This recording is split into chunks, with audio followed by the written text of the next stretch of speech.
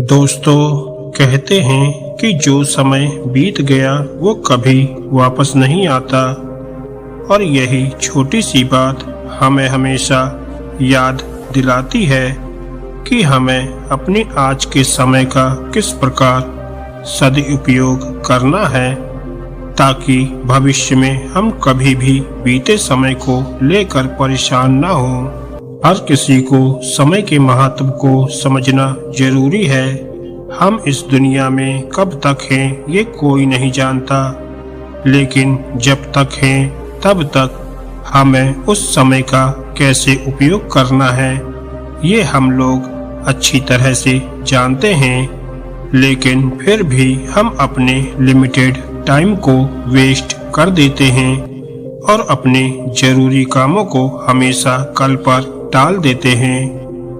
अगर आप भी समय को वेस्ट करते हैं तो एक बार इस कहानी को ध्यान से और अंत तक जरूर सुनिएगा। तो चलिए कहानी को शुरू करते हैं। ये कहानी महाभारत काल के उस समय की है जब महाभारत का युद्ध समाप्त हो चुका था और युधिष्ठिर ने राजा के रूप में शासन करना शुरू कर दिया था। युधिष्ठिर अपनी दानवीरता और उदारता के लिए प्रसिद्ध था। जो कोई भी दान पाने की इच्छा से युधिष्ठिर के पास आता वह कभी भी खाली हाथ नहीं लौटता था। एक बार देर रात को एक भिखारी महल के दरवाजे पर आया और दान मांगने लगा। उस समय राजा युधिष्ठिर सो रहे थे और रानी द्रौपदी ने उन्हें जगाने की बहुत कोशिश की, लेकिन युधिष्ठिर ने कहा, मैं बहुत थक गया हूँ, भिखारी को सुबह तक इंतजार करने के लिए कहो।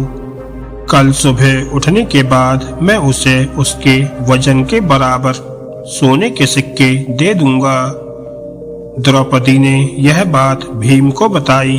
भीम ने जब यह बात सुनी तो वह तेजी से उस बड़ी घंटी के पास गया जो महल की छत पर थी और वो घंटी सिर्फ तब ही बजाई जाती थी जब राजा युधिष्ठिर कोई बड़ा युद्ध जीतकर वापस आते थे। भीम बिना रुके उस घंटी को जोर जोर से बजाने लगे। घंटी की आवाज सुनकर हर किसी को लगा कि राजा युधिष्ठिर किसी महान युद्ध को जीतकर वापस आए हैं और यह देखने के लिए सभी पांडव और राज्य के लोग वहां एकत्रित हो गए। काफी देर तक घंटी बजती रही। अंत में राजा युधिष्ठिर को भी उठना ही पड़ा। गुस्से में उन्होंने भीम से पूछा, तुम इतनी रात को घंटी क्यों बजा रहे हो? तब भीम ने विनम्रता पूर्वक उत्तर दिया, ऐसा इसलिए है क्योंकि आज आपने बहुत ही बड़ी जीत हासिल कर ली है। यह सुनकर राजा युधिष्ठिर चौंक गए और पूछा, ये तुम क्या कह रहे हो? भला इतनी रात को मैंने कौन सा युद्ध जीत लिया है? भीम ने उत्तर दिया, बड़े भाई, आज आपने समय को ही जीत लिया है। आपने महारानी से कहा कि भिखारी को दान कल सुबह मिलेगा। अब यह घोषणा तो कोई तभी कर सकता है जब वह समय के साथ जीत हासिल कर ले। क्या आपको यकीन है कि कल सुबह तक आप दान देने के लिए जीवित रहेंगे और या फिर ये भिखारी उस दान को प्राप्त करने के लिए सुबह तक जीवित रहेगा? यह सुनकर युधिष्ठिर को भीम की बात का एहसास हुआ और उन्होंने तुरंत उस भिखारी को अंदर बुलाया और उसे दान दे दिया। दोस्तों, हम सभी के पास लिमिटेड टाइम होता है और कोई नहीं जानता कि आने वाले कल में क्या होगा। इसलिए जो काम आप आज और अभी कर सकते हो उसे कभी आने वाले कल के लिए बचा के ना रखें, क्योंकि कल कभी नहीं आता। हमारी जिंदगी हमारे आज से ही चलती है।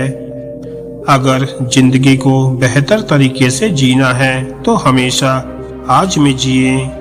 कल क्या होगा इस बारे में ज्यादा ना सोचें, क्योंकि जो खुशियां आपका आज आपको दे सकता है, हो सकता है वो खुशियां कल आ ही ना पाए।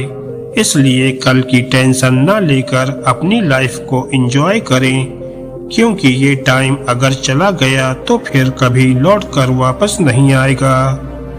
जो लोग समय की वैल्यू नहीं समझते वो अक्सर आज का काम कल पर टाल देते हैं, फिर चाहे वो काम कितना भी जरूरी क्यों ना हो। ऐसे लोग खुद का समय तो बर्बाद करते ही हैं और साथ ही वो दूसरों का समय भी बर्बाद कर देते हैं। कोई भी काम चाहे वो बहुत जरूरी हो या ना हो, लेकिन अगर वो काम अगर आप आज कर सकते हो तो उसे कभी भी कल पर न टालें। काम को टालते रहने की आदत कई बार हमारे लिए और साथ में दूसरों के लिए भी मुसीबत बन जाती है। समय का सदुपयोग करना हम सभी के लिए बहुत जरूरी है। बर्बाद हुआ समय कभी लौटकर वापस नहीं आ सकता। जो काम सही समय पर हो सकता है उसे करने में कभी देरी न करें।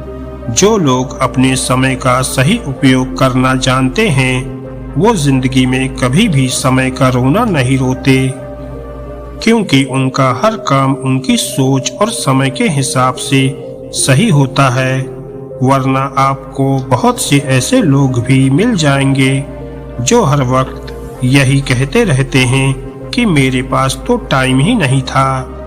टाइम सबके पास बराबर होता है। हर किसी को दिन के 24 घंटे ही मिले हैं, बस ये हम पर डिपेंड करता है कि इन 24 घंटों को हमें किस तरह से बिताना है। अपने समय का ध्यान रखें और जितना हो सके समय रहते ही सारे कामों को पूरा कर लें, जिससे आपको जिंदगी को जीने का भी वक्त मिल सके।